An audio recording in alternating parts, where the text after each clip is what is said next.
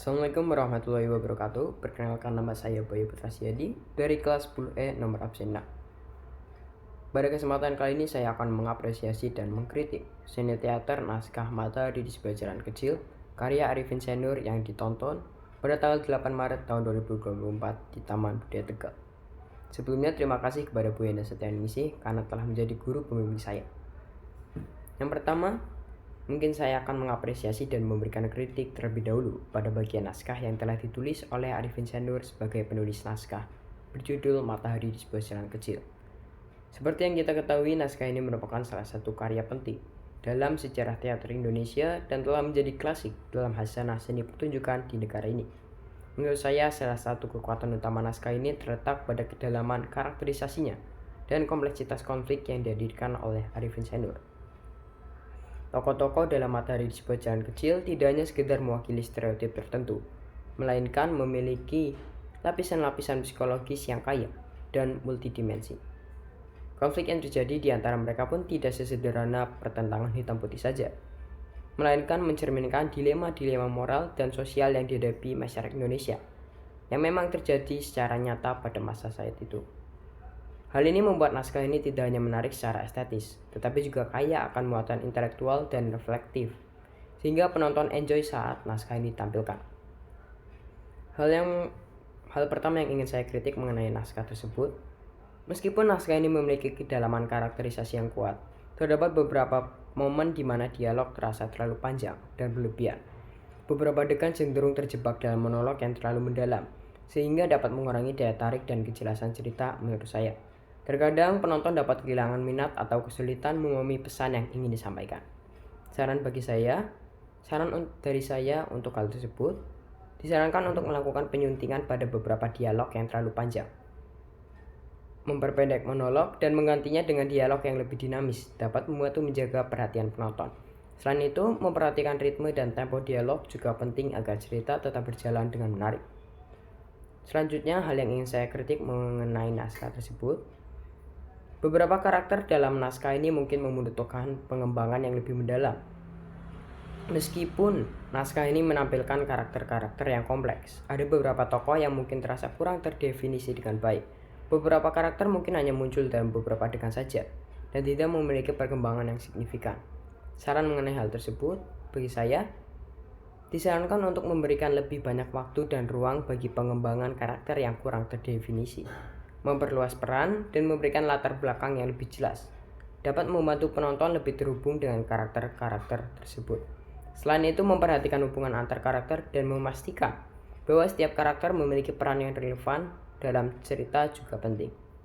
Selanjutnya, gaya pementasan. Menurut saya, gaya pementasan pada teater kali ini adalah gaya presentasional dan gaya realisme. Dikarenakan adanya gaya presentasional, pementasan ini berusaha untuk menggambarkan situasi dan kondisi kehidupan sehari-hari secara akurat, tanpa adanya distorsi atau idealisasi berlebihan. Sementara itu, untuk gaya realisme, ini mencerminkan bahwa setiap elemen pementasan, mulai dari setting, kostum, dan acting, mencerminkan realitas yang ada di masyarakat Indonesia pada masa itu. Selanjutnya, hal tata panggung dan properti. Selanjutnya, tata panggung menggunakan tata panggung arena. Tata panggung arena adalah panggung yang penontonnya melingkar atau duduk mengelilingi panggung. Penonton sangat dekat sekali dengan pemain. Agar semua pemain dapat terlihat dari setiap sisi, maka penggunaan set dekor berupa bangunan vertikal tidak diperbolehkan karena dapat menghalangi pandangan penonton. Selanjutnya, saya ingin membahas segi tata panggung tersebut beserta properti yang digunakan. Menurut saya, properti dan tata panggung naskah ini sudah sangat bagus, dikarenakan desain yang digunakan panggung ini sederhana namun efektif untuk menggambarkan suasana jalan kecil di sebuah perkampungan dan sesuai naskah yang telah dibuat. Penataan set yang minimalis dengan penggunaan elemen-elemen sederhana seperti kursi, meja, bangunan konveksi, dan properti lainnya dapat membantu menciptakan kesan realistis dan memfokuskan perhatian penonton pada aksi para pemain. Selain itu, pemanfaatan ruang panggung dan penataan properti sudah sangat bagus dan maksimal, sehingga dapat memberikan keluasan gerak bagi para aktor untuk berekspresi dan tidak memblocking pandangan penonton. Selanjutnya, pada hal acting. Menurut saya, seluruh pemain telah menampilkan acting yang memukau. dan meyakinkan. Mereka berhasil menghidupkan setiap karakter dengan penuh emosi dan nuansa yang mendalam. Setiap adegan disampaikan dengan penuh penghayatan, membuat penonton seolah-olah terbawa ke dalam cerita yang disajikan. Kehebatan akting para pemain terlihat dari kemampuan mereka dalam memerankan karakter yang kompleks dan berbeda-beda. Mereka mampu menyampaikan pesan dan makna dari naskah dengan sangat baik, sehingga penonton dapat merasakan dan memahami setiap konflik yang terjadi. Kerjasama yang solid di antara pemain juga menjadi kunci keberhasilan pertunjukan ini. Apresiasi tinggi dari saya patut diberikan kepada seluruh pemain atas perjuangan dan dedikasi mereka dalam membawakan pertunjukan yang luar biasa. Selanjutnya, pada hal tata busana dan rias. Menurut saya, setiap kostum dan riasan yang dikenakan oleh para aktor dan aktris mampu menggambarkan karakter mereka dengan sempurna, memberikan sentuhan visual yang memukau dan membantu memperkuat alur ceritanya. Berdasarkan pakaian yang dipakai, yang memang pakaian tren atau sering digunakan masyarakat pada masa saat itu, mendeskripsikan tokoh yang diperankan, seperti Simbo atau kemeja-kemeja yang pria gunakan. Selanjutnya, untuk tata rias dapat mencerminkan emosi dan kepribadian masing-masing tokoh. Semuanya terangkai dengan indah, menciptakan sebuah tampilan yang kohesif dan memancarkan mata penonton. Apresiasi tinggi patut diberikan kepada seluruh tim tata busana dan tata rias yang telah berkontribusi dalam mewujudkan pementasan yang memukau dan berkesan. Selanjutnya, hal mengenai tata cahaya. Pastinya tata cahaya memegang peranan yang penting dalam menciptakan suasana yang mendukung alur cerita dalam teater. Pencahayaan yang diatur dengan cermat mampu membangun atmosfer yang sesuai dengan emosi dan situasi yang sedang terjadi di atas panggung. Penggunaan warna-warna hangat dan bervariasi saat adegan-adegan penting memberikan kesan yang dramatis. Sementara pencahayaan yang lebih redup pada bagian-bagian tertentu membantu penonton untuk fokus pada aksi para pemain dan penghayatan. Transisi antara satu suasana ke suasana lain pun terasa halus dan natural, seolah-olah membawa penonton untuk turut merasakan perjalanan emosional yang dialami oleh para tokoh. Keseluruhan bagi saya, tata cahaya dalam pertunjukan ini berhasil menciptakan pengalaman visual yang memukau dan memperkaya pengalaman estetik bagi penonton menurut saya.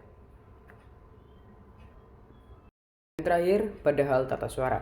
Bagi saya, terdapat beberapa kekurangan dalam aspek tata suara yang perlu mendapat perhatian.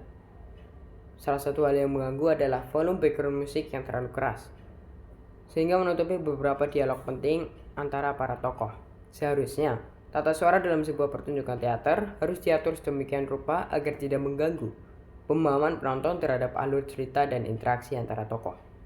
Background musik memang penting untuk membangun suasana, namun volume dan timingnya harus disesuaikan agar tidak menutupi dialog utama. Penonton seharusnya dapat fokus mendengarkan percakapan para tokoh tanpa harus berjuang melawan volume background yang terlalu dominan. Hal ini akan mengurangi kenyamanan penonton dalam menikmati pertunjukan dan memahami inti cerita yang disampaikan. Saya berharap untuk pertunjukan-pertunjukan selanjutnya tim produksi dapat lebih memperhatikan aspek tata suara, khususnya keseimbangan antara dialog dan elemen suara lainnya. Dengan penyesuaian yang tepat, pertunjukan teater akan dapat menyampaikan cerita dan pesan secara lebih efektif kepada penonton.